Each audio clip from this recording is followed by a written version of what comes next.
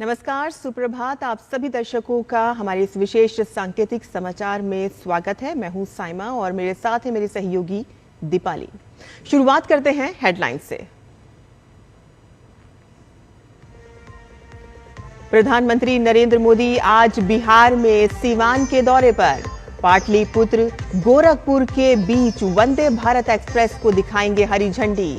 बिजली और पानी से जुड़े कई प्रोजेक्टों का भी करेंगे उद्घाटन और शिलान्यास।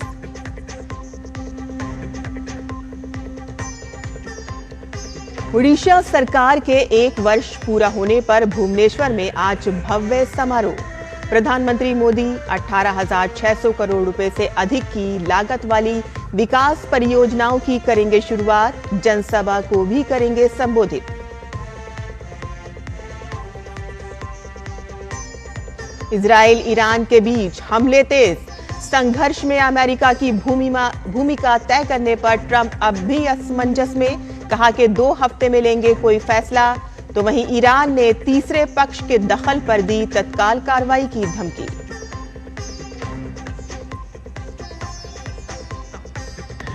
पांच वर्ष के अंतराल के बाद आज सिक्किम से शुरू होगी कैलाश मानसरोवर यात्रा। नाथुला से रवाना होंगे 10 जत्थे। तीर्थ यात्रियों की सुविधा और सुरक्षा के लिए सभी इंतजाम।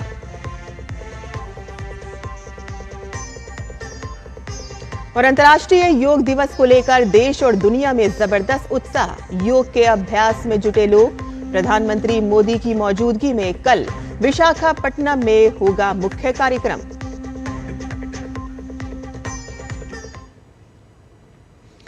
और अब समाचार विस्तार से।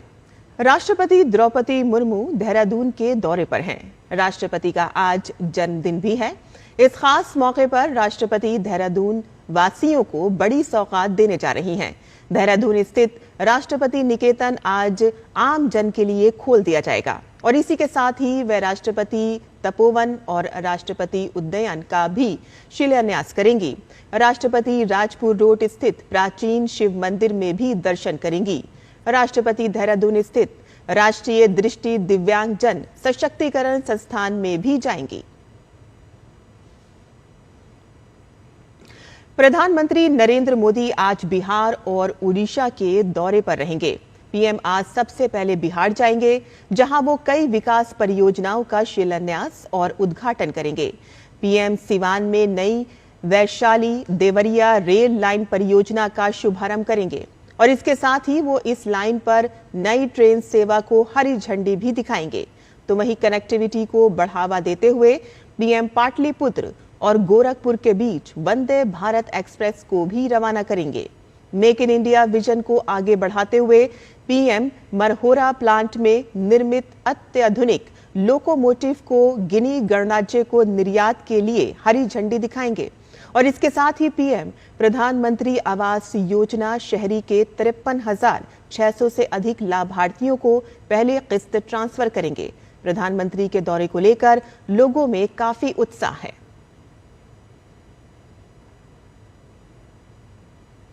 उड़ीसा सरकार के आज 1 वर्ष पूरे हो रहे हैं और इस मौके पर आज भुवनेश्वर में राज्य स्तरीय समारोह होगा।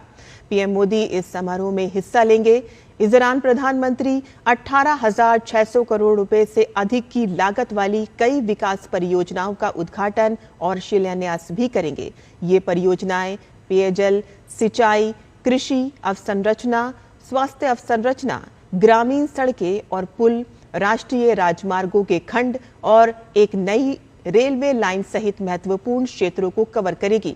प्रधानमंत्री पहली बार बौद्ध जिले में रेल संपर्क का विस्तार करते हुए नई ट्रेन सेवाओं को हरी झंडी दिखाएंगे। 100 इलेक्ट्रिक बसों को हरी झंडी दिखाएंगे।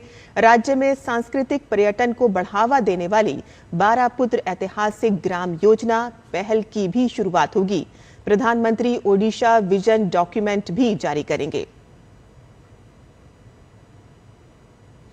केंद्रीय गृह एवं सहकारिता मंत्री अमित शाह आज महाराष्ट्र के दौरे पर रहेंगे। इस दौरान Amit Shah Maharashtra chamber of commerce, industry and agriculture के नवनिर्मित मुख्यालय भवन का उद्घाटन करेंगे और साथ ही मुंबई में कई अन्य कार्यक्रम में भी हिस्सा लेंगे, जिसमें राज्य स्तरीय सहकारिता सम्मेलन भी शामिल है। इसके अलावा वह अंतर्राष्ट्रीय सहकारिता वर्ष के उपलक्ष्य में आयोजित राष्ट्रीय संगोष्ठी में भी हिस्सा लेंगे। इजराइल और ईरान के बीच बढ़ते सैन्य तनाव के बीच जर्मनी, फ्रांस और ब्रिटेन के विदेश मंत्री आज जेनेवा में ईरान के विदेश मंत्री से मुलाकात करेंगे। बैठक में ब्रिटेन के विदेश सचिव डेविड लैमी के साथ साथ ईयू हाई रिप्रेजेंटेटिव भी इस स्तरीय वार्ता में शामिल होंगे। इस बैठक का उद्देश्य ईरान के परमाणु कार्यक्रम को लेकर कूटनीतिक समाधान खोजना है। ये वार्ता अमेरिकी राष्ट्रपति डोनाल्ड ट्रंप के ईरान पर लगातार बढ़ते दबाव के बीच हो रही है। यूरोपीय संघ की मध्यस्थता में होने वाली ये बैठक क्षेत्र में शांति स्थापित करने की दिशा में एक बड़ी कोशिश मानी जा रही है। इजराइल ईरान युद्ध के बीच अमेरिका के राष्ट्रपति डोनाल्ड ट्रंप अभी भी असमंजस की स्थिति में हैं। इस बीच व्हाइट हाउस ने ईरान से वार्ता को लेकर राष्ट्रपति ट्रंप का बयान जारी किया है। व्हाइट हाउस की प्रेस सचिव कैरोलिन लेविट ने अमेरिकी राष्ट्रपति के हवाले से कहा कि निकट भविष्य में वह ईरान से संभावित बातचीत को लेकर निश्चिंत नहीं है और लेविट ने कहा है कि आगामी 2 हफ्तों में राष्ट्रपति ट्रंप अपना निर्णय लेंगे। और इस बीच ईरान ने इजराइल से जारी संघर्ष में किसी तीसरे पक्ष के दखल पर तत्काल कार्रवाई करने की धमकी दी है।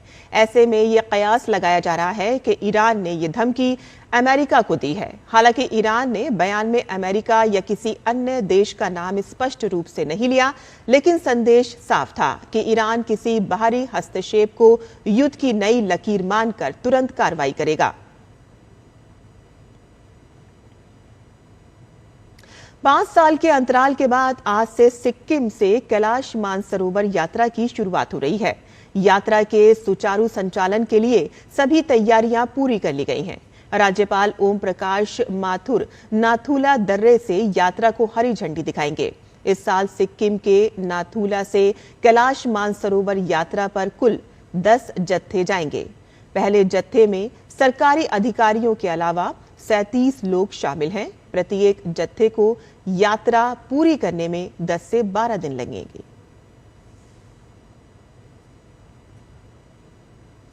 कल 21 जून को अंतर्राष्ट्रीय योग दिवस है। इस साल ये लगातार 11वां आयोजन होगा। योग दिवस को लेकर देश और दुनिया में जबरदस्त तैयारियां की गई हैं। योग के प्रति रुचि रखने वाले लोग योग अभ्यास में जुटे हैं।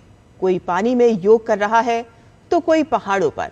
योग का मुख्य कार्यक्रम आंध्र प्रदेश के विशाखापट्टनम में होगा, जहां प्रधानमंत्री नरेंद्र मोदी लाखों लोगों के साथ योग करेंगे। इस वर्ष का विषय एक पृथ्वी एक स्वास्थ्य के लिए योग मानव और ग्रह स्वास्थ्य के परस्पर संबंध को उजागर करता है और सामूहिक कल्याण की वैश्विक दृष्टि को प्रतिध्वनित करता है। ये भारत के सर्वे संतु निरामया सभी रोग मुक्त हो के दर्शन में निहित है।